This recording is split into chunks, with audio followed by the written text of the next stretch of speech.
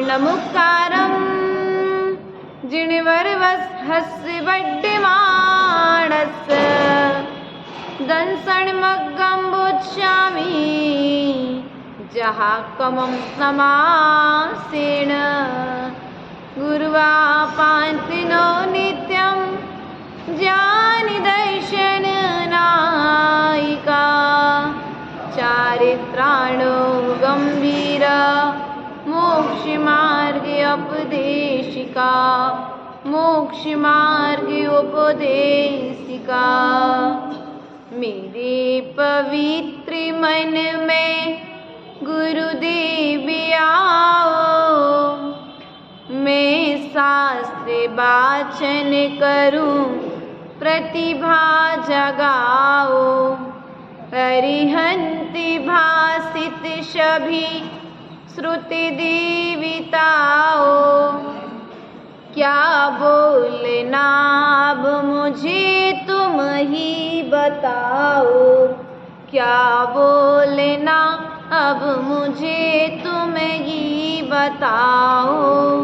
बोले देवादिदेवादि ब्रह्म प्रथम तीर्थेश्वरादिनाथ भगवान की, देवादिदेव मूल नायक पारसनाथ भगवान की, वर्तमान शासनायक वर्धमान स्वामी की, आचार्य भगवान कुंद कुंद स्वामी की, आचार्य गुरुवर स्वामी विभव सागर जी महाराज की, अहिंसामय विश्व धर्म की, आरिका प्रसिद्ध श्री माता जी की, आरिका संघ की। प्रिय बंधुओं, चलते हैं आचार्य भगवंत कुंद कुंद स्वामी के चरणों में। आचार्य भगवंत कुंद कुंद स्वामी की देशना अमरत्व को प्रदान करने वाली, आत्मा के परिणामों को परिवर्तित करने वाली, अपावनता से पावनता की ओर ले जाने वाली, अपवित्रता से पवित्रता की ओर ले जाने वाली, संसार भ्रमण के विश्राम के लिए यह माँ जिनवाणी हम सभी के कल्याण के लिए निरंतर हम सभी इस जिनवाणी का रसास्वादन दर्शन पाहुड़ ग्रंथ के माध्यम से आचार्य भगवंत विभव सागर जी महाराज के द्वारा कृत सम्यक्त शास्त्र अर्थात दर्शन पाहुड़ ग्रंथ को आधार बना करके यहाँ पर वाचना प्रारंभ करते हैं। प्रिय बंधुओं, पूर्व की कारिका के माध्यम से हमने कल जाना था कि जो असंयमी है वह नमस्कार करने योग्य नहीं है, अर्थात उन मुनियों को भी वह मुनि भी नमस्कार करने योग्य नहीं है जो संयम के भावों से रहित है, अर्थात जो तप में, सील में और गुणों में, ब्रह्मचार्य आदि में जो लीन है, अर्थात शुद्ध भावों के साथ में इनकी आराधना कर रहे हैं। क्योंकि जो आराधना करेगा वही कर्म का क्षय करेगा, जो साधना करेगा वही कर्म का क्षय करेगा। इसलिए कर्म क्षय के लिए यह जिनवाणी यहाँ पर हम सभी प्रारंभ कर रहे हैं। आचार्य भगवंत आज 29 और 30 नंबर की कारिका को आधार बनाते हुए हम सभी के पाप को पुण्य में बदलने के लिए, पाप की क्रियाओं को रोकने के लिए हमारे लिए ज्ञान करा रहे हैं कि कर्म निर्जरा कैसे होगी, अर्थात तुम्हारे द्वारा जो क्रिया की जा रही है, तुम्हारे द्वारा जो कार्य किया जा रहा है वह कार्य तुम्हारे लिए कर्म का बंध करा रहा है कि वह कार्य तुम्हारे लिए कर्म की निर्जरा करा रहा है। तो आचार्य भगवंत कहते हैं जिन्होंने कर्म की निर्जरा के हेतु क्रिया की अर्थात कार्य किया, उनके साथ क्या हुआ इस बात को बताने के लिए आचार्य भगवान कहते हैं 64 चमर सहियो 34 सही ऐसही संजुतो अनुचर बहु सत रहियो कमख्य करण निमित्तो 64 चमर सहियो 34 सही ऐसही संजुतो अनुचर बहु सत्तहियो कमख्य कारण निमित्तो। आचार्य भगवंत कहते हैं 64 चमर सहियो, जो 64 चमर सहत हैं। कौन है? 64 चमर जिनके ऊपर ढुराए जा रहे हैं, जो 34 अतिशयों से सहत हैं। 10 जन्म के, 10 केवल ज्ञान के और 14 देवग्रह, ऐसे 34 अतिशयों से जो सहत हैं और अनुचर बहुत सत्तहियो निरंतर अनेक प्राणियों के हित करने में लगे हुए हैं और कर्म क्षय के कारण हैं। अर्थात दूसरे का हित करो, लेकिन हित करते करते तुम कर्म का बंध नहीं कर लेना। क्या नहीं कर लेना भैया? दूसरे के घर में आग लग गई तो आग बुझाने जाना, लेकिन स्वयं उस आग में मत जल जाना। ऐसा यहाँ पर कह रहे हैं कि दूसरे प्राणियों के हित करने में जो लगे हुए हैं और अपने कर्म का क्षय कर रहे हैं, ऐसे तीर्थंकर परमदेव वंदना करने के योग्य हैं। कौन है? 64 चमर जुड़ाए जा रहे हैं। किनके ऊपर? तीर्थंकर भगवान के ऊपर। राजा के ऊपर 2 चमर ढुराए जाते हैं। किसके ऊपर? राजा के ऊपर 2 चमर ढुराए जाते हैं। महाराजा के ऊपर 4 चमर ढुराए जाते हैं और चक्रवर्ती के ऊपर 32 चमर ढुराए जाते हैं। किसके ऊपर? चक्रवर्ती के ऊपर 32 चमर ढुराए जाते हैं और तीर्थंकर के ऊपर 64 चमर। अब हमें स्वयं विचार करना है कि अभी हम इतने योग्य हुए कि नहीं हुए कि हमारे ऊपर 2 ही चमर ढुर जाए। 64 की तो बात अलग है, और 2 के यदि योग्य हो गए तो 4 के योग्य हुए कि नहीं हुए, और 4 के योग्य हो गए तो 32 के योग्य हुए कि नहीं हुए। क्योंकि हमारे पास जो है, हमें धर्म करने के क्षेत्र में संतुष्ट नहीं रहना है। धर्म करने के लिए तो लोभ होना चाहिए, लेकिन धन के प्रति हमारा लोभ है। क्या है? धर्म करने में हमारा लोभ नहीं है, हमारा लोभ है धन कमाने की ओर। इसलिए हमारे लिए कर्म का बंध हो रहा है। अब किसी ने कहा कि माता जी हम धन इसलिए कमाते हैं कि दान तो करना पड़ेगा। यहाँ वालों ने नहीं कहा, जब कभी पूर्व में थे तो किसी ने प्रश्न किया था, पिछले साल ही चतुर्मास जब चल रहा था, स्टोपदेश की वाचना हुई थी, तो माता जी यदि धन, प्रदीप भैया झांसी वाले हांदला में है एक, तो उन्होंने कहा, मैंने गाथा स्टोपदेश लिया तो बोले माता जी यदि धन नहीं कमाएंगे तो दान कैसे करेंगे। क्या कहा? यदि हम धन नहीं कमाएंगे तो दान कैसे करेंगे। तो आचार्य भगवंत कहते हैं कि पहले कीचड़ में पांव डालो। क्या करो? पहले कीचड़ में पांव डालो, फिर क्या करो बाद में पानी से। तो पानी क्या हुआ? पानी भी बर्बाद किया। और तुमने इस कहने का तात्पर्य है कि तुम्हारे द्वारा जो धन कमाया जा रहा है, जितना धन तुम्हारे द्वारा कमाया जा रहा है उतना दान नहीं किया जा रहा है। जितने अंशों में पाप किया जा रहा है उतने अंशों में पुण्य नहीं किया जा रहा है। अर्थात हमारे द्वारा जो क्रिया की जा रही है वह हमें कर्म निर्जरा का साधन ना होकर के कर्म बंध का कारण हो रही है। 90-99% आपने कमाया 99% पाप किया, 100% में से 1% दान कर दिया, तो फिर क्या उतने जितनी तीव्र गति से पाप किया था, जितनी आसक्ति के साथ में आपने झूठ बोला था, सामने वाले को बुद्धू बनाया था, भैया तुम हो प्रदीप, तो हम तुम्हें सस्ते में दे रहे हैं। डब्बू भैया के पास पहुंच गए आपको सामान खरीदने, भैया तुम्हारी हमारी अच्छी चला थे, इसे हम तुम्हें सस्ते में दे रहे हैं, बिल्कुल खरीद के रेट पे दे रहे हैं हम तुम्हें। क्या कर रहे? खरीद के रेट पे दे रहे, एक भी मुनाफा नहीं कमा रहे।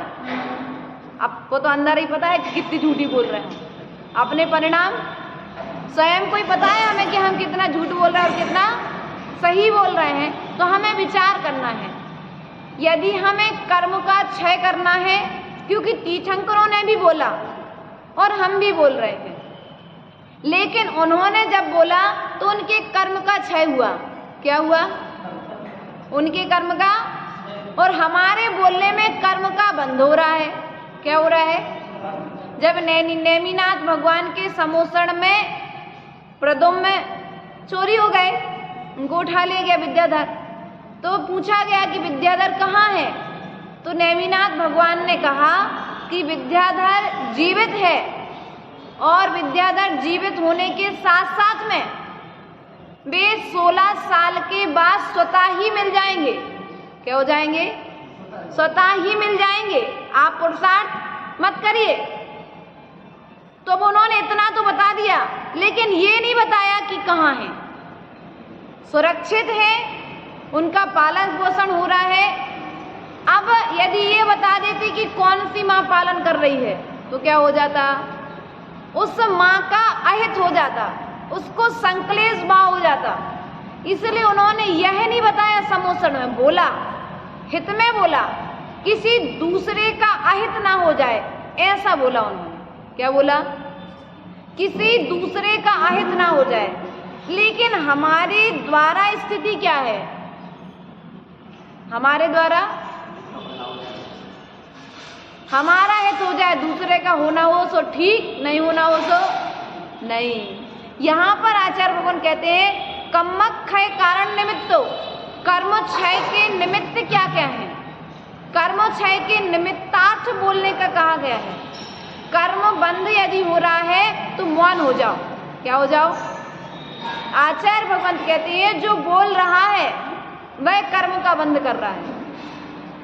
हो रहा है, बोलना भी दो प्रकार से होता है। तीर्थंकर भगवान जब बोलते हैं हित, मित और प्रिय बोलते हैं, लेकिन हम और आप बोलते हैं तो अहित और अप्रिय बोलते हैं। हमारे शब्द किसी को घाव ना कर जाएं, यदि दवा का काम ना करें तो कम से कम घाव ना बना दें। ऐसे शब्दों का उच्चारण हमारे द्वारा अर्थात आपके द्वारा होना चाहिए। प्रिय बंधुओं, कर्म क्षय कारिणी क्रिया करनी, हमें क्या करने हैं? कर्म क्षय कारिणी क्रियाएं करनी है, क्योंकि आज तक संसार का कारण है, आज तक हमने कर्म बंध रूप क्रियाएं करी हैं। क्या करी है? जिन क्रियाओं से कर्म का बंध होता है उन क्रियाओं को हमने अनादि काल से किया है और अनादि काल से करते आ रहे हैं, और क्या अनादि काल तक करना है।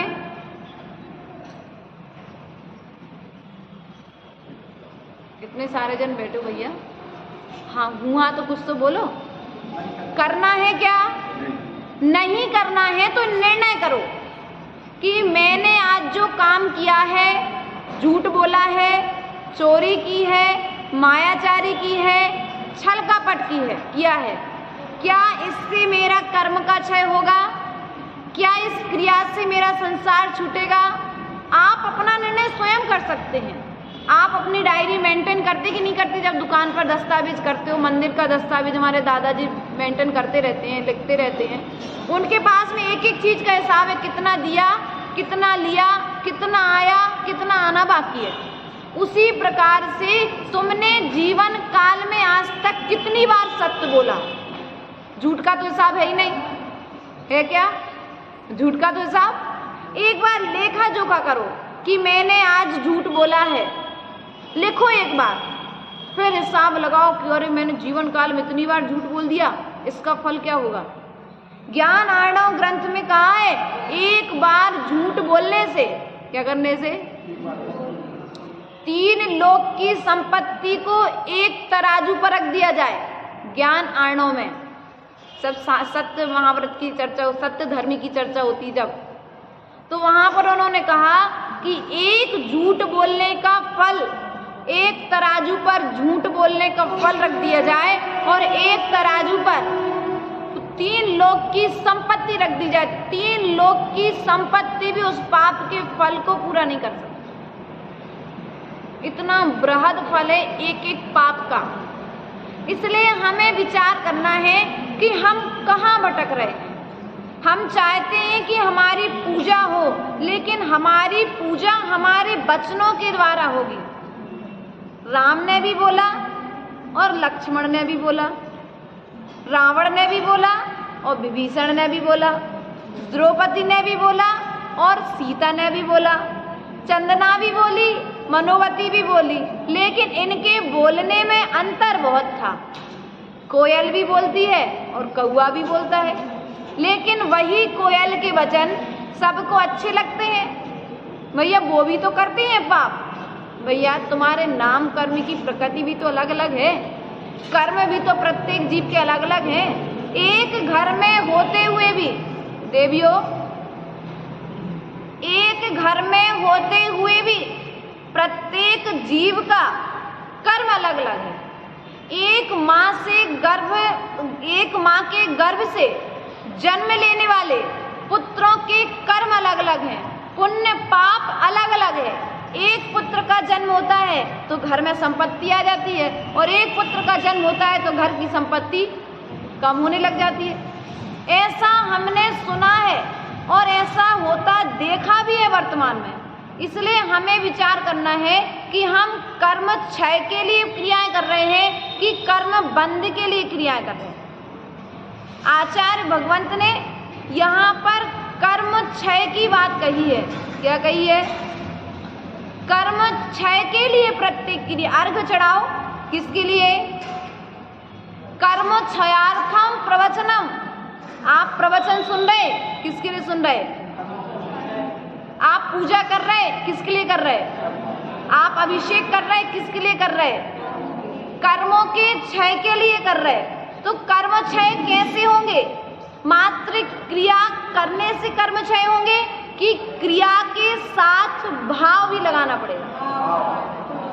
भाव सहित क्रिया कर्म के क्षय में सक्षम है, अर्थात भावों से शून्य क्रिया कर्म के क्षय के लिए सक्षम नहीं है।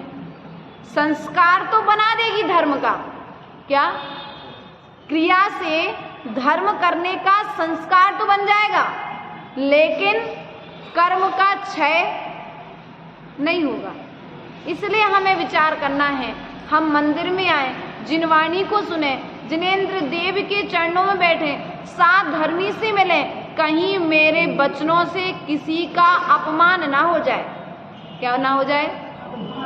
किसी का अपमान ना हो जाए, किसी को बुरा ना लग जाए। क्या ना लग जाए? कहीं मेरे निमित्त से लड़ाइयाँ ना हो जाए। क्योंकि यदि मेरे वचनों से लड़ाइयाँ हो रही हैं, मेरे वचनों से संक्लेश उत्पन्न हो रहा है, तो इसकी मतलब है कि अभी हमने साधना को जाना नहीं है। जाना है क्या? यदि हमने साधना को नहीं जाना है, साधु को नहीं जाना है, तो हमारे वचनों से हम कौन है? श्रावक और साधु, एक दो शब्द, श्रेष्ठ शब्दों का प्रयोग किया गया है। साधना का दूसरा नाम है साधु। क्या नाम है? जो साधना कर रहा है वह साधु है, जो अपने वचनों से प्रत्येक वचन को साध साध करके निकाल रहा है। सधा हुआ वचन भी हमारे मुख से निकले, सधा हुआ वचन निकले। नपे तुले हुए शब्दों में यदि बात होती है तो हम कर्म का क्षय कर रहे, वरना इन्हीं वचनों से हम भी कर्म का बंध कर रहे हैं और आप भी कर्मों का कर रहे कि नहीं कर रहे। इसलिए हमें स्वयं बचाना। हम श्रावक हैं। श्रावक की परिभाषा पूर्व बताई थी, श्रद्धावान, विवेकवान और क्रियावान। क्रियावान अकेले के लिए श्रावक नहीं कहा, श्रद्धा के साथ में विवेक और विवेक के साथ में क्रिया। भैया विश्वास तो है कि साधु संत होते हैं, बिल्कुल आस्था है, लेकिन विवेक साधु कैसे होते हैं, साधु की चर्या क्या होती है, साधु का आचरण कैसा होता है, उनका स्वरूप क्या होता है, इसका ज्ञान कर लीजिए विवेक के द्वारा। क्या कर लीजिए, अपने विवेक से फिर उस साधु की सेवा में संलग्न होना तुम्हारे लिए कर्म के क्षय के लिए है कि नहीं है? वरना कर्म का बंध और कर्म की निर्जरा हमें स्वयं करना है। आचार्य भगवंत इसी बात को यहाँ पर कह रहे हैं कि तीर्थंकर भगवान के ऊपर में 64 चमर ढुराए जा रहे हैं और गणधर के ऊपर में 63 चमर ढुराए जाते हैं। गणधर होते हैं ना, जो गणधर के ऊपर में 63, एक चवर एक रिद्धि का में, गणधर के पास में 63 रिद्धियां होती हैं। कितनी रिद्धियां होती है? चवर में 63 रिद्धियां होती हैं। क्या होती है? और तीर्थंकर के पास में 64 रिद्धियां होती।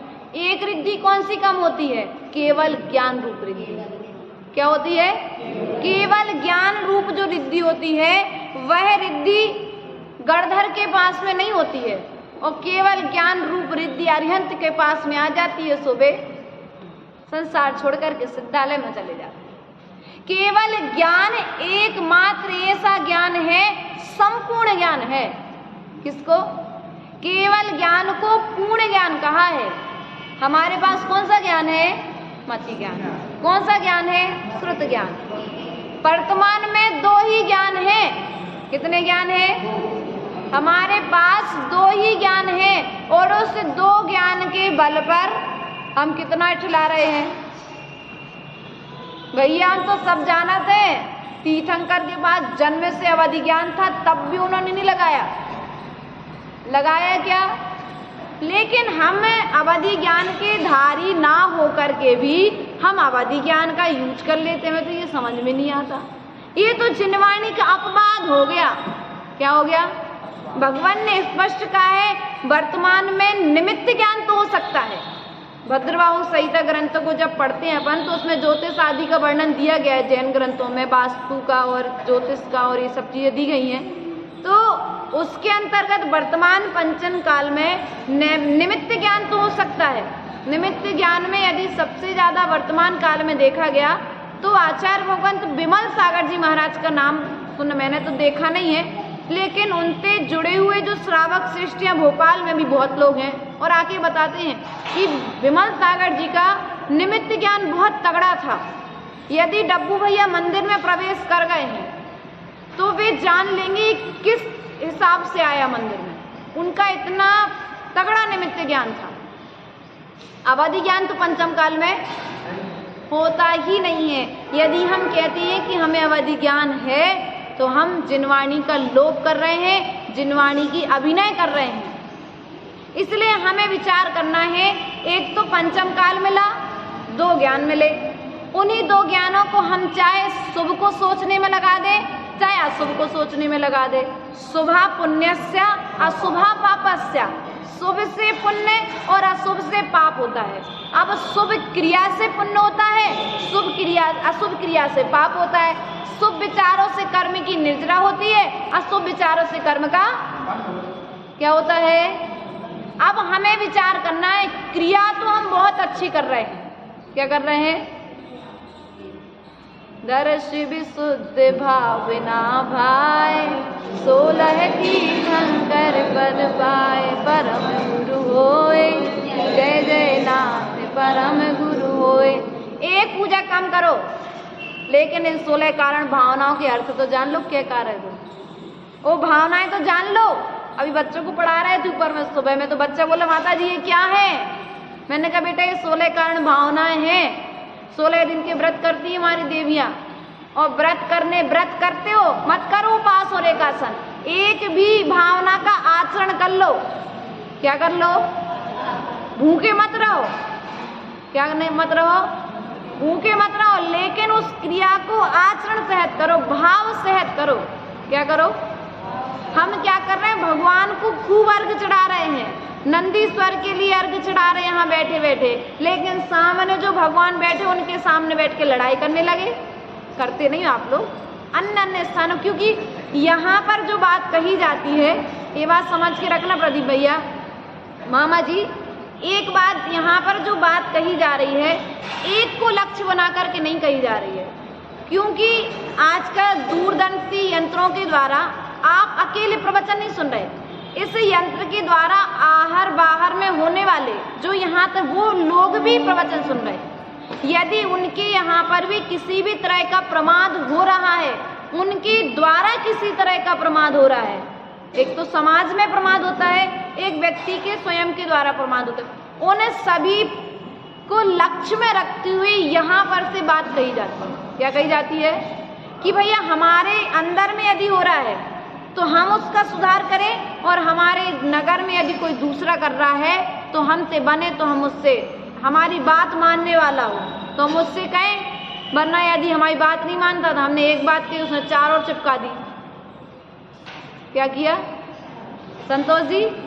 हमने एक बात कही, सामने वाले ने चार और सुना दी। इससे अच्छा भैया जय जयंत, क्या भैया हमारा हिसाब किताब, हमें कर्म की निर्जरा करनी से हम दूर हट गए आपसे। इसलिए हमें विचार करना है, शुद्ध ज्ञान मात्र एक ही ज्ञान है, वह कौन सा ज्ञान है?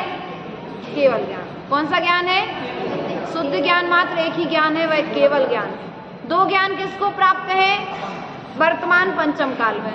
तीन ज्ञान किसके लिए हो? अधिक से अधिक एक समय में तीन ज्ञान हो सकते हैं, अधिक से अधिक चार ज्ञान हो सकते हैं, अधिक से अधिक दो ज्ञान हो सकते हैं, और कम से कम एक समय में एक व्यक्ति को एक ज्ञान अर्थात केवल ज्ञान।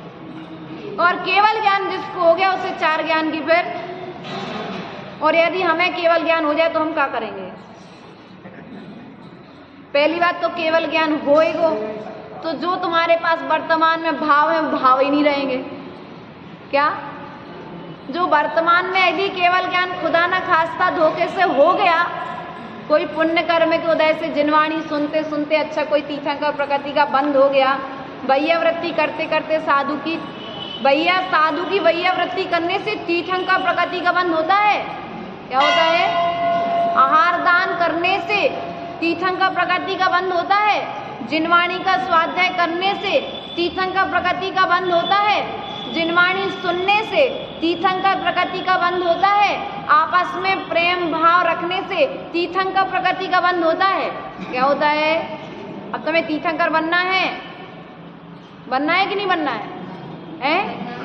तो जब तीर्थंकर बनना है तो तीन लोगों के जीवों की हित की चर्चा करो, उसके हित का सोचो। आप सोचते हो कि ये बहुत बुरे हैं। हमारे गुरुदेव जब हम लोग आए थे संघ में तो इतना मतलब ज्ञान परिपक्व नहीं था, तो गुरुदेव ने कहा कि आप उसके विषय में, उस व्यक्ति के विषय में जितना अच्छा सोच सकते हो। क्या? जो व्यक्ति तुम्हें बुरा लग रहा है, जिस व्यक्ति से तुम्हारी दिन रात की रोज की लड़ाई हो रही है, उस व्यक्ति से तुम मैत्री भाव स्थापित करना यदि चाहते हो तो आप उस व्यक्ति के विषय में जितना अच्छा सोच सकते हो, क्या? जितना अच्छा सोच सकते हो, जितना अच्छा बोल सकते हो, जितना अच्छा लिख सकते हो, काम करो, व्यक्ति ऑटोमेटिकली तुम्हें अच्छा लगने लगेगा। क्योंकि अभी तक हम दोष देख रहे हैं ना, हमारी दृष्टि गुणों की ओर गई नहीं है। हम आपको क्या देख रहे हैं? हम आपको इंद्र कुमार जी नहीं देख रहे, हम आपको संतोष जी नहीं देख रहे, हम आपको ज्ञानचंद जी, प्रदीप जी नहीं देख रहे। हमें आपके अंदर में भावी भगवान दिख रहा है। आपके अंदर में जो भावी भगवान बनने की क्षमता है, वह क्षमता दिख रही। इसलिए हम इतने 1 घंटे आपसे कह रहे कि भैया जैसे मक्का जब फोड़ते हैं मक्के के दाने को, तो एक आध दाना उचट करके बाहर आ जाता है, वैसे ही कम से कम सब ना सुधरे कोई बात नहीं, एक आध का तो भला होगा। एक आध तो यदि एक ने भी पाप को त्याग कर दिया, पाप की क्रियाओं का त्याग कर दिया, तो हमारा बोलना, आपका लाना सार्थक हो जाएगा। 4 पापों में से 5 पापों में से एक भी पाप छोड़ दिया, क्योंकि जो पापों का त्याग करेगा वही पंच परमेष्टि का स्मरण करेगा, और जो 5 पापों का त्याग करेगा उसी का पंच कल्याणक होगा। क्या होगा भैया? पाप त्याग करने से क्या होगा? मंदिर में कि अपने अपने? अभी तो तुमने भगवान पारसनाथ के पंच कल्याणक करे हैं, भगवान आदिनाथ के पंच कल्याणक करे हैं, लेकिन हमारी भावना ऐसी है कि ऐसा दिन भी आए कि आप सबके भी पंच कल्याणक हो। तो उस पंच कल्याणक कैसे होगा? वह पंच कल्याणक कैसे होगा? 5 पापों का जब त्याग करोगे, हित मित प्रिय वचनों का उच्चारण करोगे, तब कहीं जाकर के आपके जीवन में पंच कल्याणक की भूमिका बनेगी, अर्थात आपके जीवन में भी पंच आश्चर्य होंगे। होते ना, पंच रत्नों की वर्षा होती है, पंच आश्चर्य होते हैं। तीर्थंकर भगवान का जब आहार वगैरह होते हैं, उनका जन्म होता है, तो रत्नों की वृष्टि होती है। आहार के समय रत्नों की वृष्टि होती, पंच आश्चर्य होते हैं। इसलिए हमें विचार करना है कि हम कहाँ भटक रहे हैं। आचार्य भगवान इसी क्रम को आगे बढ़ाते हुए 30 नंबर कारिका में कहते हैं, नाणेण दंसनीय तवेण चरेण संजम गुणेण चौहिंपि समाजोगे मुखो जिण शासने दिठो, मुखो जिण शासने दिठो। आचार्य भगवान क्या कहते हैं? सम्यक दर्शन, सम्यक ज्ञान दर्शन और तप और चारित्र, ये चारों संयम गुण कहलाते हैं। क्या कहलाते हैं? संयम के 4 भेद हैं। कितने भेद हैं? संयम। आप संयम पालते हो कि नहीं पालते? आप दर्शन भी पाल रहे हो, ज्ञान भी पाल रहे हो, चारित्र भी पाल रहे हो और तप भी पाल रहे हो। इन 4 आराधनाओं को बताने के लिए भगवती आराधनाकार शिव कोटि स्वामी ने इन 4 आराधनाओं का वर्णन करने के लिए भगवती आराधना ग्रंथ लिखा। सम्यक दर्शन, ज्ञान, चारित्राणी, मोक्ष मार्गा, इन तीनों को बतलाने के लिए आचार्य भगवंत उमा स्वामी ने तत्वार सूत्र लिखा। अब यहाँ पर बात ये आती है कि शिवकोटि स्वामी ने तप के लिए अलग क्यों रखा और उमा स्वामी ने तप को अलग क्यों नहीं रखा? इनने 3 को मोक्ष का साधन बताया और शिवकोटि स्वामी ने 4 को मोक्ष का साधन बताया। ऐसा क्यों? तो आचार्य भगवंत यहाँ पर संस्कृत टीकाकार यहाँ पर लिखते हैं कि चारित्र के अंदर में ही तप को ग्रहण किया गया है। चारित्र में ही उमा स्वामी जी ने चारित्र में ही तप को ग्रहण कर लिया है, इसलिए उन्होंने सम्यक दर्शन, ज्ञान, चारित्राणी, मोक्ष मार्गा इस सूत्र के लिए मोक्ष का मार्ग बताया है। तीनों की एकता मोक्ष का मार्ग है। और यदि तुम संयम पालन कर रहे हो अर्थात नियम व्रत अपने जीवन को संयमित रखे हुए हो, कैसे रखे हुए हो? संयमित है हमारा जीवन की नहीं है, इस बात पर हमें विचार करना है। एक छोटा सा उदाहरण देते हुए आचार्य भगवंत पन्नालाल जी साहित्याचार्य जिन्होंने दर्शन अष्टपौढ़ ग्रंथ की हिंदी टीका की है, उन्होंने इसमें एक उदाहरण दिया है कि यदि एक व्यक्ति रास्ता जानता हो, क्या जानता हो? एक व्यक्ति अंधा है, एक व्यक्ति लंगड़ा है और एक व्यक्ति संकालू है। कैसा है? संकालू अर्थात उसका निर्णय नहीं हुआ अभी किसी भी तरीके से। तो जो अंधा व्यक्ति है उसे यदि रास्ता पता हो, क्या हो? रास्ता पता हो, लेकिन वह रास्ते पर चल नहीं सकता। चल सकता है क्या? क्योंकि आंखें नहीं, वो कैसे चलेगा? एक पंगु व्यक्ति हो, उसे रास्ता नहीं पता, वह चल सकता है, लेकिन उसे रास्ता नहीं पता है। लेकिन एक संकालू व्यक्ति हो जिसे यही नहीं पता है कि रास्ता कौन सा है, ये वाला रास्ता सही है कि लेफ्ट वाला रास्ता सही है कि राइट वाला रास्ता सही है, तो क्या ऐसा व्यक्ति कल्याण कर सकता है? एक जंगल में आग लग गई, क्या लग गई? एक जंगल में आग लग गई, तो अंधा व्यक्ति महसूस कर रहा है उस आंच से कि आग लगी हुई है। पंगु व्यक्ति देख रहा है कि यहाँ पर आग लगी हुई है और संकालु व्यक्ति के लिए अभी निर्णय ही नहीं हुआ कि ये आग है कि पलाश के पत्ते हैं। क्या है? ये आग है कि पलाश के पत्ते हैं। यदि चाहते बुद्धि लगाते तो क्या करते?